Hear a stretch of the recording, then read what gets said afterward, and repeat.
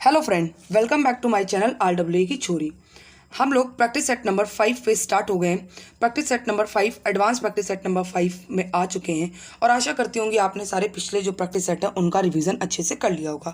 और अगर अपनी तैयारी को अच्छे से जांचना चाहते हैं तो हमारा टेलीग्राम चैनल ज्वाइन कर ले RWA की छोरी नाम से, और उस टेलीग्राम में आपको फ्री PDF भी प्रोवाइड होती हैं। ये वाली PDF भी प्रोवाइड होगी और क्या कहते हैं इसके क्विज भी आपको प्रोवाइड कर दी जाएगी। चलिए तो सीधी बात करते हैं, नो बकवास करते हैं और अपनी क्लास को स्टार्ट करते हैं।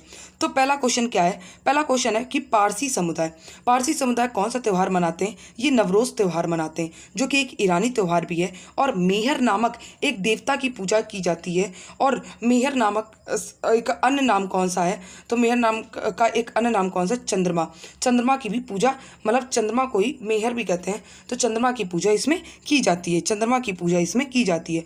और ईरान के फारवर्दीन माह का पहला दिन इसे मनाया जाता है। फारवर्दीन माह के पहले दिन इसे मनाया जाता है। भारत में इसकी शुरुआत किसने करी थी? तो बलबन ने करी थी। और इसको अमूर्त विरासत सांस्कृतिक में कब शामिल किया गया था? तो 2009 में शामिल किया गया था। क्वेश्चन नंबर सेकंड क्या है? क्वेश्चन नंबर सेकंड है कि विरासत खालसा नामक संग्रहालय कहाँ स्थित है? तो ये कहाँ स्थित है? तो ये स्थित कहाँ पे क्या कहते हैं, आनंदपुर साहिब में स्थित है, जो कि गोविंद सिंह जी की याद में बनवाया गया। गोविंद सिंह जी की याद में बनवाया गया। आनंदपुर साहिब कहाँ पे है? तो ये पंजाब में। कहाँ पे? पंजाब में। ऐसे ही नांदेड़, जो कि महाराष्ट्र में, यहाँ पे गोविंद सिंह जी की मृत्यु हुई थी। अमृतसर में क्या है? तो स्वर्ण मंदिर है। अमृतसर में क्या है? तो स्वर्ण मंदिर है। नेक्स्ट है question number third. Question number third क्या है कि not D and his car लिखी है, ये किसने लिखी है? तो ये एनिट किसने लिखी? एनिट ब्लायटन ने लिखी है। एनिट ब्लायटन ने लिखी है। The room of on the roof, ये किसकी पुस्तक है? तो रस्किन बॉन्ड की। ऐसे ही लियो टॉल्स्टॉय ने क्या लिखी है? तो वॉर एंड पीस पुस्तक। और कौन सी पुस्तक लिखी है? तो अन्ना कैरेनिना लिखी है। ऐसे ही JK राउंडलिंग ने कौन सी पुस्तकें लिखी हैं? तो हैरी पॉटर, द क्या कहते हैं, रनिंग ग्रेव जो 2023 में चर्चित रही, और द इंक ब्लैक हार्ट 2022 में चर्चित रही। नेक्स्ट है क्वेश्चन नंबर 4। क्वेश्चन नंबर 4 क्या कह रहा है कि भिखुदान गोविंद भाई गढ़वी किस लोकगीत शैली से प्रसिद्ध है? तो किस लोक क्या कहते हैं गीत शैली से प्रसिद्ध है? तो ये डायरो से संबंधित है। तो ये डायरो जो लोक संगीत है वो गुजराती लोक संगीत है। और गुजराती लोक संगीत की बहुत प्रसिद्ध कलाकार कौन है? तो फागुनी पाठक हैं, जो कि गरबा नृत्य नायिका हैं। इनके 2 सॉन्ग बहुत मशहूर हैं, मैंने पायल है छनकाई और याद पिया की आने लगी। चलिए तो नेक्स्ट क्वेश्चन है कि मरसिया क्वेश्चन है कि मरसिया जो लोकगीत है वो किस राज्य का है? तो यूपी का। ऐसे ही फटना, क्या कहते हैं, फटना जो लोकगीत है वो किस राज्य का है? तो ये गुजराती लोकगीत है, गुजरात से संबंधित है। नेक्स्ट है क्वेश्चन नंबर 5। क्वेश्चन नंबर 5 क्या है कि सिरोही लिली महोत्सव जो कि किस राज्य में मनाते हैं? तो मणिपुर में। मणिपुर के अन्य महोत्सव कौन से हो गए? याओ सांग, जिसको डोल यात्रा कहते हैं। मैरी मेकम ऑफ गॉड्स, ये कौन सा महोत्सव मनाया जाता है? लाई हरोबा को कहते हैं जवांगकूट। और मणिपुर का जो न्यू ईयर होता है वो कौन सा महोत्सव होता है? तो चेरा ओबा, चुम्फा, गान नगाई और सगाई, ये सारे मणिपुर के उत्सव हो गए। नेक्स्ट है क्वेश्चन नंबर 6। उससे पहले क्वेश्चन नंबर 6 से पहले उड़ीसा के उत्सव देखते हैं। तो नवकलेश्वर और इको रिट्रीट। सिक्किम का कौन सा हो गया? तो क्या कहते हैं, इसमें सिक्किम का हो गया कागियेद हो गया, और छत्तीसगढ़ का हरेली हो गया। हरेला कहाँ का है ये आप लोग बताइए। नेक्स्ट है क्वेश्चन नंबर 6। क्वेश्चन नंबर 6 क्या है कि मट्टनचेरी महल कहाँ स्थित है? तो ये कोच्चि के केरल में स्थित है, और इसे डच पैलेस भी कहते हैं। पुर्तगालियों द्वारा कोच्चि वंश को उपहार में दिया गया था। कोच्चि जो है क्या कहते हैं, कोच्चि वंश को उपहार दिया गया था। नेक्स्ट है कि कनकुन्नू पैलेस, ये कहाँ पे है? तो केरल में। बीदर का किला कर्नाटक में। चित्रदुर्ग किला, ये भी कहाँ पे है? तो कर्नाटक में। नेक्स्ट है क्वेश्चन नंबर 7।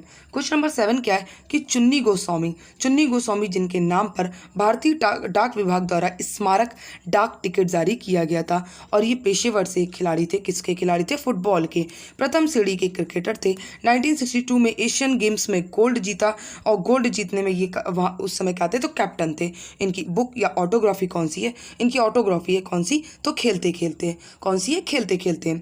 नेक्स्ट है क्वेश्चन नंबर 8 कि विश्व हस्त प्रक्षालन दिवस ये कब मनाते हैं? तो 15 अक्टूबर को। 7 अप्रैल को विश्व स्वास्थ्य दिवस मनाते हैं, 10 अप्रैल को इंटरनेशनल मानसिक स्वास्थ्य दिवस मनाते हैं, 19 नवंबर को इंटरनेशनल शौचालय दिवस मनाते हैं और 28 मई को इंटरनेशनल मासिक धर्म स्वच्छता दिवस मनाते हैं। अब आते हैं क्वेश्चन नंबर 9। क्वेश्चन नंबर 9 क्या है कि जापान द्वारा, किसके द्वारा, जापान द्वारा किस शहर में द्वितीय विश्व युद्ध को समर्पित स्मारक बनाया गया? तो किस शहर में बनाया गया? ये इम्फॉल में। फर्स्ट वर्ल्ड वॉर जो कि 1914 से लेके 18 तक चला, एंड सेकंड जो वॉर था वो 1939 से लेके 45 तक चला था। एंड हिरोशिमा में जो क्या कहते हैं बम गिराया गया था, वो कब गिराया गया था? तो 6 अगस्त को गिराया गया था। कौन सा? 6 अगस्त को परमाणु बम गिराया गया था 1945 में, और नागासाकी में 9 अगस्त 1945 को कहते गिरा था। फिर जो फर्स्ट वर्ल्ड वॉर की याद में कौन सा भारत में स्मारक बना? तो इंडिया गेट बना था, इंडिया गेट बना था। क्वेश्चन नंबर 10 आते हैं कि इनपुट डिवाइसेस। इनपुट डिवाइस में जैसे एग्जांपल आ गया स्कैनर। स्कैनर क्या है? एक ये इनपुट डिवाइस है। आउटपुट डिवाइस जैसे प्लॉटर जो कि नक्शे के लिए यूज होता है, स्पीकर, प्रोजेक्टर और मॉनिटर। ऐसे ही OMR जो कि एक इनपुट डिवाइस है, ऑप्टिकल मार्क रीडर, BCR जो कि बारकोड रीडर है, और MICR जो कि मैग्नेटिक इंक, क्या? मैग्नेटिक इंक कैरेक्टर रिकॉग्नाइजेशन, ये कैरेक्टर रिकॉग्नाइजेशन, ये इसका फुल फॉर्म है, और ये सारे इनपुट डिवाइसेज हैं। नेक्स्ट है क्वेश्चन नंबर 11। क्वेश्चन नंबर 11 क्या है कि भारत का संविधान मंत्रियों को कितनी श्रेणी में? तो 4 श्रेणियों अर्थात कैबिनेट मंत्री और क्या कहते हैं राज्य मंत्री और उप मंत्री में वर्गित करता है। नेक्स्ट है क्वेश्चन नंबर नेक्स्ट है कि मंत्रियों की संख्या लोकसभा में पीएम को मिलाकर, किसको? पीएम को मिलाकर कुल सदस्यों के 15% से अधिक नहीं होनी चाहिए, 15% से अधिक नहीं होनी चाहिए। नेक्स्ट है क्वेश्चन नंबर 12 कि भारत में राष्ट्रपति द्वारा जो नियुक्ति की जाती है, किसकी नियुक्ति करी जाती है? तो राजदूत की, गवर्नर की, UPSC के चेयरमैन की, अटॉर्नी जनरल ऑफ इंडिया की और वित्त आयोग की। लेकिन नीति आयोग के जो उपाध्यक्ष की नियुक्ति करता है वो कौन करता है? तो पीएम करते हैं। कौन करते हैं? तो पीएम करते हैं। नीति आयोग जिसका अध्यक्ष पीएम होता है, उपाध्यक्ष सुमन के बेरी हैं वर्तमान में, और सीओ कौन है? तो आर सुब्रमण्यम है, आर सुब्रमण्यम है। क्वेश्चन नंबर 13 क्या कह रहा है कि मूल कर्तव्य जो कि पार्ट 4A में है, आर्टिकल 51A में है, जो कि 42वें संविधान संशोधन 1976 से जोड़े गए थे, और ये कहाँ से लिया गया था? तो रशिया से लिया गया था। ऐसे इसमें मूल कर्तव्य हमारा कौन सा है? संविधान का पालन करना, राष्ट्रीय ध्वज और राष्ट्र का आदर करना, देश की एकता और अखंडता की रक्षा करना, ये हमारे मूल कर्तव्य है। नेक्स्ट है कि पंचायत कौन से आर्टिकल में? तो आर्टिकल 40 में, और ये डीपीएसपी में शामिल है। और डीपीएसपी कहाँ से कहाँ तक है? तो आर्टिकल 36 से लेके 51 तक है। अब आते हैं कि क्या कहते हैं जो ये मूल कर्तव्य थे, ये लागू कब किए गए थे? तो 3 जनवरी 1977 को ये लागू किए गए थे। नेक्स्ट है क्वेश्चन नंबर 14 कि डीपीएसपी जो कि 3 भागों में बांटा गया, गांधीवादी, समाजवादी और उदारवादी। डीपीएसपी हम लोगों ने आयरलैंड से लिया हुआ है, और डीपीएसपी में जो सहकारी समिति है ये आर्टिकल 43B में है, और 97 संविधान संशोधन 2011 से इसे ऐड किया गया। नेक्स्ट है कि डीपीएसपी के 3 पार्ट हैं। कौन कौन सा? समाजवादी, गांधीवादी और उदारवादी। अभी हमने पढ़ा। तो समाजवादी में कौन कौन से आर्टिकल आते हैं? तो 38, 39, 41, 42, 43, 43A और 47 भी आता है। एंड गांधीवादी में कौन कौन आते हैं? तो 40 आता है, 43 आता है, 43B आता है, 47, 48 आते हैं। उदारवादी में 44 और 48A आता है, 45 आता है, 49 आता है, 50 और 51 आता है। नेक्स्ट है क्वेश्चन नंबर 50। क्वेश्चन नंबर 50 क्या है कि कोर्ट में क्लेम, हमारे अधिकार के संबंध में नाले में दावा हम कब कर सकते हैं? जब हमारे मौलिक अधिकार का हनन होगा। जब मौलिक अधिकार का हनन होगा तो हम लोग कोर्ट में क्लेम कर सकते हैं। क्वेश्चन नंबर 16 क्या है कि 5 आइज इंटेलिजेंस अलायंस में कौन कौन शामिल है? कौन कौन से देश शामिल हैं? तो ऑस्ट्रेलिया, कनाडा, न्यूजीलैंड और यूनाइटेड किंगडम और अमेरिका शामिल है, और इसे खुफिया संगठन भी कहते हैं, जो कि 2016 में स्थापित हुआ है। और ऐसे ही क्या कहते हैं, एक है 9 आइज में ये 5 क्या कहते हैं देश, और नीदरलैंड, डेनमार्क, फ्रांस और नॉर्वे भी शामिल है। नेक्स्ट है क्वेश्चन नंबर 17। क्वेश्चन नंबर 17 क्या है? ये सारे युद्ध कहते हैं जो युद्ध हुए थे ये मराठा के हुए थे, और मराठा वर्सेस निजाम के। तो सबसे पहले सिंध खेड़ का युद्ध हुआ था, 1758 में हुआ। कब हुआ? 1758 में। उदगीर का युद्ध हुआ था जो कि 1760 में हुआ था। मोती तालाब का युद्ध जो कि 1771 में हुआ था। ऐसे ही भोपाल का युद्ध जो कि 1737 में हुआ था। और इन सब में किसकी जीत हुई थी? तो मराठा की ही जीत हुई थी। नेक्स्ट है क्वेश्चन नंबर 18। क्वेश्चन नंबर 18 क्या है कि किस गवर्नर जनरल पर इंग्लैंड में महाभियोग का मुकदमा चलाया गया था? तो वॉरेन हेस्टिंग में किसके वॉरेन हेस्टिंग के खिलाफ मुकदमा चलाया गया था 1785 में। और ये कौन लेके आया था? तो बर्क ने लगाया था। और ऐसी सहायक संधि के लिए सबसे ज़्यादा किसे कहते जाना जाता है? तो वेलेज़ली को। वॉरेन हेस्टिंग जो थे ये बंगाल पर सही से शासन नहीं कर पाए थे, तो इनके ऊपर ये मुकदमा चला था, महाभियोग लगा था। और ये बंगाल के पहले गवर्नर जनरल थे। क्या थे? बंगाल के ये पहले गवर्नर जनरल थे। ऐसे ही बंगाल का पहला गवर्नर कौन था? तो क्लाइव था। पहले गवर्नर जनरल जो कि 1773 एक्ट से बने थे, कौन बने थे? तो हेस्टिंग बने थे। भारत का गवर्नर जनरल कौन था?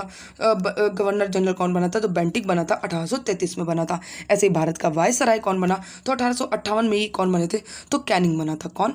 कैनिंग बना था। ऐसे ही स्वतंत्र भारत का पहला गवर्नर जनरल कौन था? तो माउंट बैटन था। कौन था? माउंट बैटन था। ऐसे ही स्वतंत्र भारत का पहले भारतीय गवर्नर जनरल कौन था? तो सी राजगोपालाचार्य जी थे। नेक्स्ट है कि क्लाइव ने क्या किया था? दैत शासन को लागू किया था। दैत शासन को लागू किया था। लेकिन इस दैत शासन को खत्म किसने किया था? तो हेस्टिंग ने किया था 1773 से लेकर 85 तक जो इसका शासन था। इसने क्या कहते गवर्नर था। नेक्स्ट है कि 1784 में इसी समय ही क्या कहते इसी के समय ही एशियाटिक सोसाइटी की स्थापना विलियम जोन्स ने करी थी। और इन्होंने भारतीय ग्रंथ ट्रांसलेट करवाए थे। ये सोसाइटी इसीलिए बनी थी कि भारतीय ग्रंथ ट्रांसलेट करना था। नेक्स्ट है कि संस्कृत महाविद्यालय भी इन्हीं के समय बना 1782 में, जोनाथन डेक्कन ने बनवाया था। नेक्स्ट है क्वेश्चन नंबर 19। क्वेश्चन नंबर 19 क्या है कि बंगाल के नवाबों का सही क्रम। तो सबसे पहले मुर्शिद कुली थे, 1717 से लेकर 27 तक शासनकाल था। सुजाउद्दीन 1727 से लेकर 39 तक था। फिर सरफराज खान जो कि 1739 से लेकर 40 तक था। और अली वर्दी खान जो कि 1740 से लेकर 56 तक था। और फिर सिराजुद्दौला जो कि क्या कहते हैं इन्होंने प्लासी का युद्ध लड़ा था 1757 में। नेक्स्ट है क्वेश्चन नंबर 20 कि सिख गुरुओं का सही क्रम। तो सबसे पहले गुरु नानक जी आए थे जिनकी बुक थी जप्पू जी, और इन्होंने लंगर व्यवस्था शुरुआत करी थी। फिर गुरु अंगद जी थे। कौन थे? गुरु अंगद जी थे जो कि सेकंड नंबर पे थे, और इन्होंने लंगर व्यवस्था को अस्थायी कर दिया था। फिर कौन थे? गुरु रामदास थे जिन्होंने स्वर्ण मंदिर की बनवाया था। और फिर गुरु अर्जुन थे जो कि आदि ग्रंथ की रचना करी थी। और क्या कहते छठवें कौन थे? तो गुरु हरगोबिंद सिंह जी थे। और नौवें कौन थे? तो तेग बहादुर सिंह थे। आनंदपुर साहिब बसाया और इनकी हत्या औरंगजेब ने करवाई थी। और इनकी याद में गुरुद्वारा बनवाया गया था सीसगंज। कौन सा? सीसगंज। नेक्स्ट है क्वेश्चन नंबर 21। क्वेश्चन नंबर 21 क्या कह रहा है कि एकजुटता का कारण जो मराठों के एकजुटता का कारण कौन थे? तो नाना फडणवीस थे। कौन थे? नाना फडणवीस थे। ऐसे ही सिंधिया किससे रिलेटेड है? तो ग्वालियर से। गायकवाड़ कहाँ से रिलेटेड है? तो बड़ौदा से। होलकर कहाँ से रिलेटेड है? इंदौर से। और भोसले कहाँ से रिलेटेड है? तो ये नागपुर से रिलेटेड है। नेक्स्ट क्वेश्चन नंबर 22 कि रैयतवाड़ी व्यवस्था के मतलब कौन थे जनक थे या प्रारंभ किसने किया था? तो ये किसने किया था? तो ये टॉमस मुनरो और किसने किया था? टॉमस मुनरो और अलेक्जेंडर रीड ने किया था। स्टार्ट तो 1792 से हुई थी। 1792 से हुई थी, लेकिन क्या कहते हैं 1820 में इसे लागू किया गया था। और ये कहाँ पे? तमिलनाडु के बरामहल से लागू किया गया था। तमिलनाडु के बरामहल से इसे लागू किया गया था। नेक्स्ट है कि भारत में 51% क्षेत्र में ये क्या हुई थी? तो लागू किया गया था। 51% क्षेत्र में इसे लागू किया गया था। नेक्स्ट है कैसे स्थायी बंदोबस्त जो कि 1793 में आई और 90% ईस्ट इंडिया कंपनी के अधिकार में मिलता था और 10% जमींदार को दिया जाता था। इसके जनक कौन थे? तो कॉर्नवालिस थे। नेक्स्ट है क्वेश्चन नंबर 23 कि महलवाड़ी व्यवस्था जो कि क्या कहते हैं पूरा गाँव महल, लेकिन महल था नहीं, पूरा गाँव महल बोला गया और इसके दायित्व गाँव का मुखिया जो था उसको दिया गया था और ये रेवेन्यू कलेक्ट करता था। 1822 में से लागू किया था किसने? हॉल्ट मैकेंजी ने। किसने? हॉल्ट मैकेंजी ने।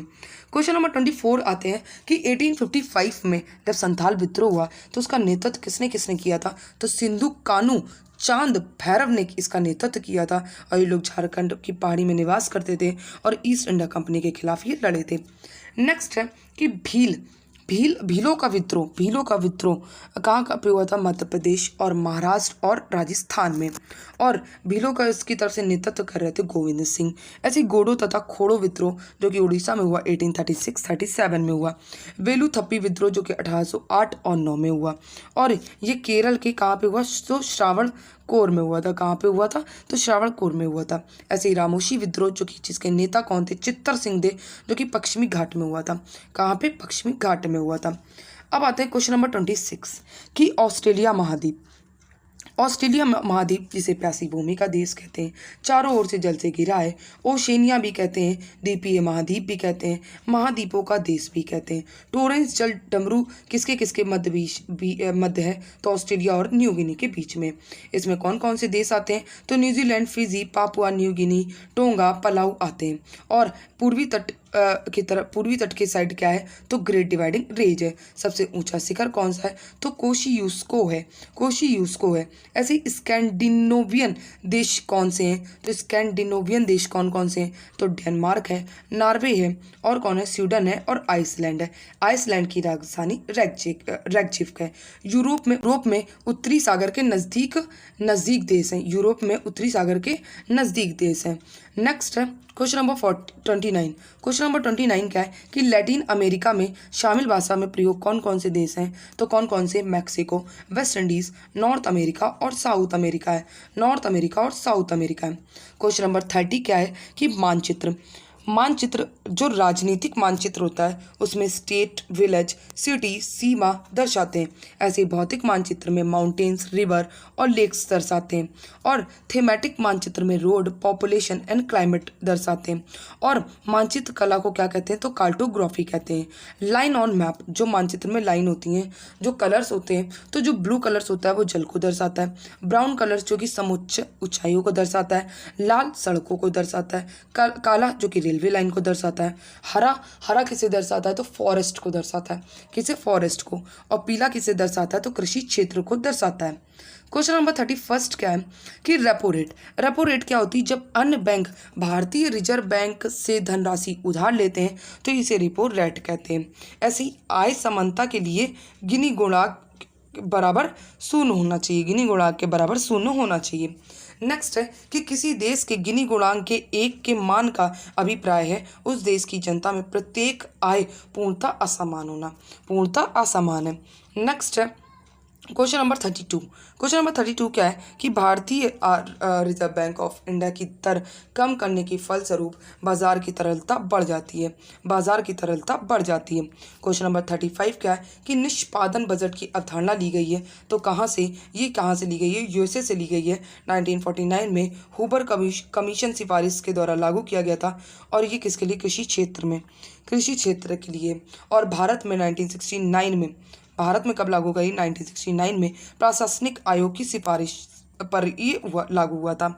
क्वेश्चन नंबर 34 क्या है कि आयकर। इंडिया में जो इनकम टैक्स है ये सेंट्रल गवर्नमेंट एकत्रित करता है और इसे प्रत्यक्ष कर, आरोपित कर, संग्रहित कर कहते हैं और प्रगतिशील कर कहते हैं। प्रगतिशील कर जो कि आय बढ़ने के साथ कर बढ़े।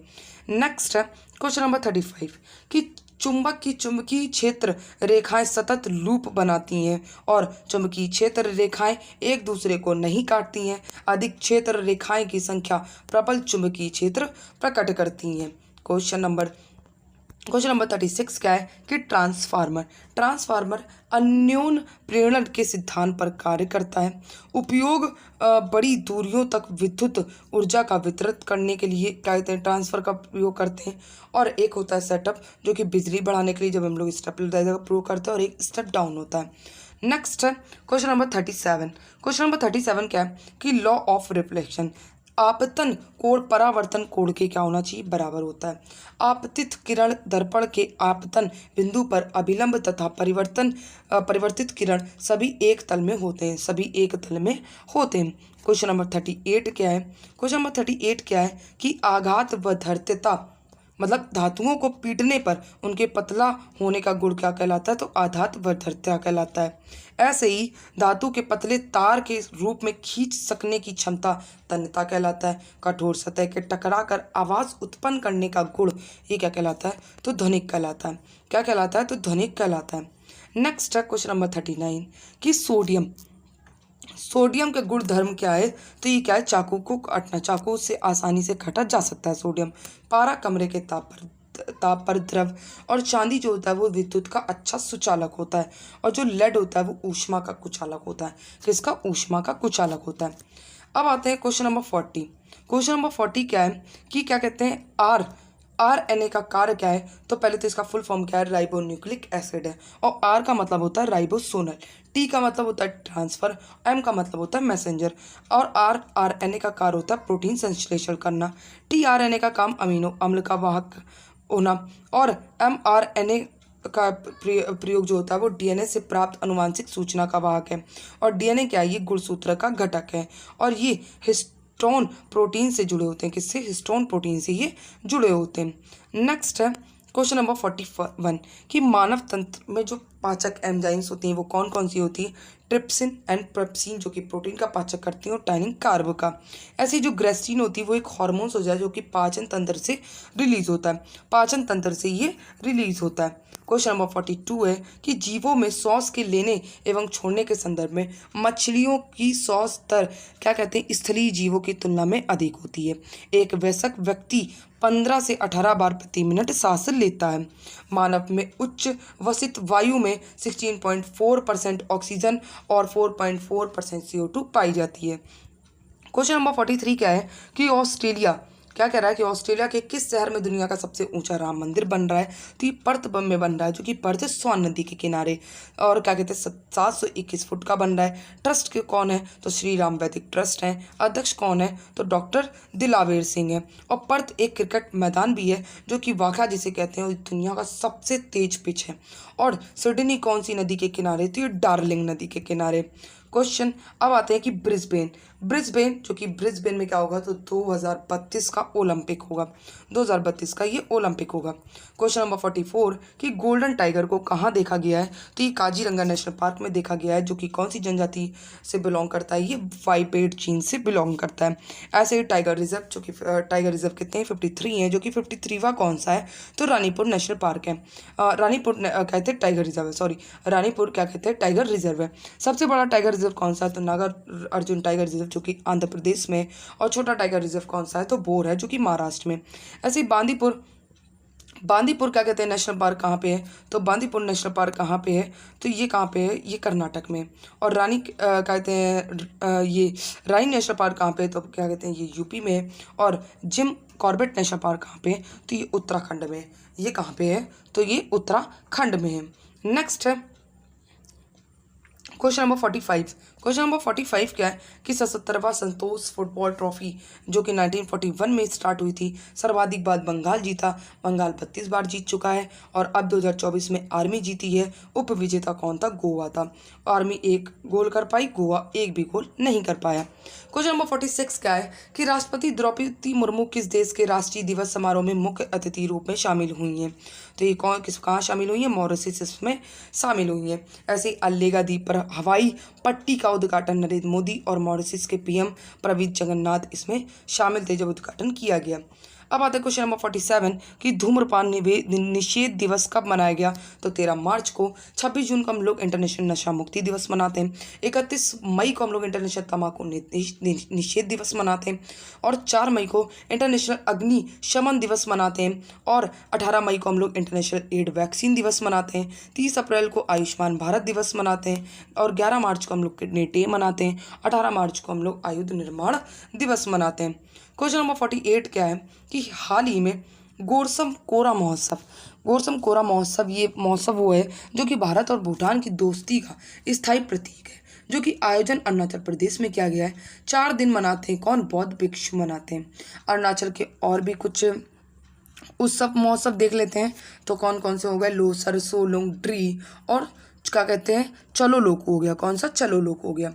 क्वेश्चन नंबर 49 क्या है कि पीएम मोदी ने वंचित वर्गों को क्रेडिट सहायता प्रदान करने के लिए पोर्टल लॉन्च किया है, पीएम सूरज पोर्टल जो कि सामाजिक उत्थान रोजगार आधारित जन कल्याण इसका फुल फॉर्म है। ऐसे नो योर कैंडिडेट पोर्टल कहते हैं ये ECI मतलब इलेक्शन कमीशन ऑफ इंडिया ने लॉन्च किया है, जिसके कहते हैं मेन हेड कौन है, राजीव कुमार है, मतलब हेड कौन है, राजीव कुमार है।